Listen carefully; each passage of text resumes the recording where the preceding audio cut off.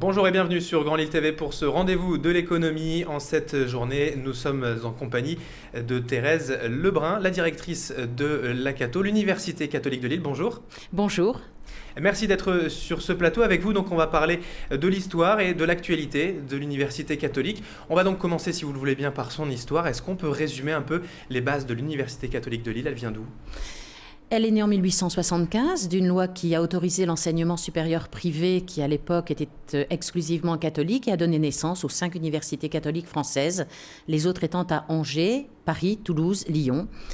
Lille étant la plus importante en taille, notamment parce qu'elle dispose d'un pôle santé sociale et d'hôpitaux assez importants. Aujourd'hui, quelle est sa place à Lille? Elle a encore une vraie place, une réelle valeur, cette université catholique? Alors peut-être qu'on pourrait déjà dire qu'elle est née à la fois de la volonté de l'Église et de chefs d'entreprise et que communément on peut dire que ceci est resté dans nos gènes. Donc nous avons avec les entreprises, avec les institutions, avec les collectivités territoriales, une forte proximité et un grand ancrage régional tout en étant une université très internationale. Nous formons les cadres de demain et nous souhaitons pouvoir les former en réponse aux besoins de la société, mais également aux besoins de recherche de sens, de structuration de l'homme, et pas simplement sur des fondements qui soient techniques ou disciplinaires.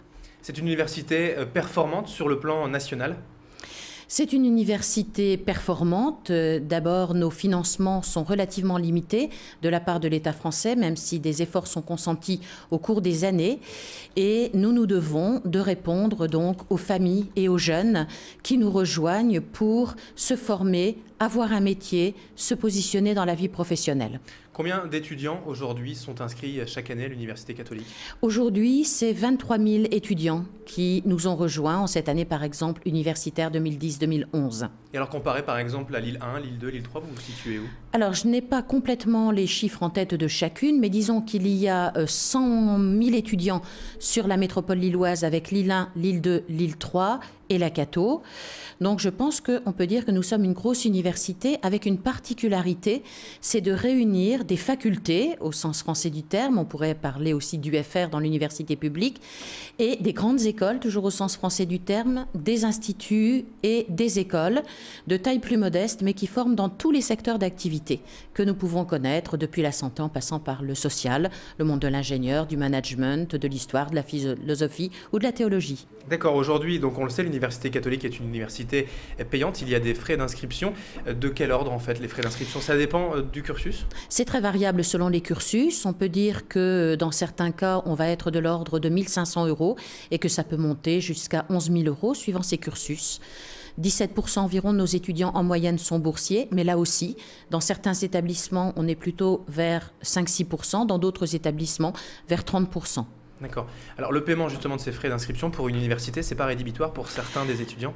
Alors, c'est difficile pour les familles, c'est difficile pour nous. Nous souhaitons être ouverts à tous dans une grande diversité, donc on met beaucoup d'éléments, barèmes sociaux, contributions de mécènes pour donner des bourses au mérite, sur nos propres fonds également, des bourses pour accueillir des étudiants moins favorisés. C'est vrai en général dans l'université que rejoignent moins facilement des classes moins favorisées socialement, j'entends, mais où les jeunes ont tout à fait du mérite, l'intelligence de faire des études. Donc nous essayons de développer fortement cette diversité et cette ouverture sociale. Mais évidemment, notre modèle économique est particulier puisque nous ne sommes pas du tout aidés comme peuvent l'être les universités publiques. Et donc, il nous faut travailler autrement. Alors, ceci passe par la performance de nos salariés. Je ne dis pas qu'ils ne sont pas performants dans l'université publique, mais en tous les cas, nous avons vraiment ce modèle du projet.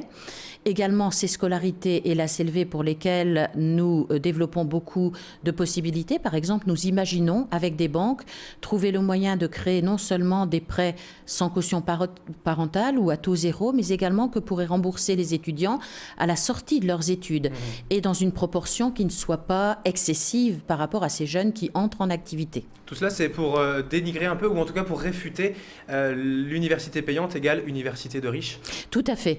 Que nous formions une élite au sens du caractère de bonne qualité des personnes que nous formons et que nous allons confier ensuite, j'aime bien ce mot-là, à des institutions, à des hôpitaux, à des entreprises, à des ministères, à des collectivités territoriales est important pour nous, mais nous ne souhaitons pas évacuer une partie de jeunes qui ne pourraient pas nous rejoindre.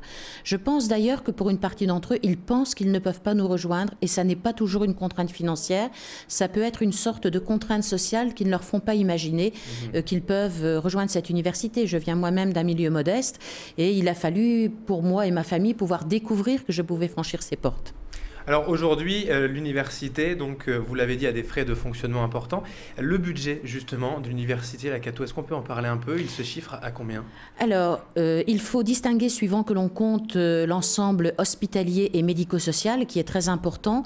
Donc disons qu'avec cet ensemble doit représenter environ, avec toutes les institutions que nous gérons, 300 millions d'euros et on peut dire qu'il y en a 300 millions d'euros qui sont les budgets de nos facultés, écoles, grandes écoles, instituts, cet ensemble n'étant pas consolidé puisqu'il y a une autonomie des établissements, il y a l'ensemble facultaire et chacune des grandes écoles, et instituts qui gardent leur autonomie, leur conseil d'administration. Mais en tout cas aujourd'hui la Cato est saine financièrement.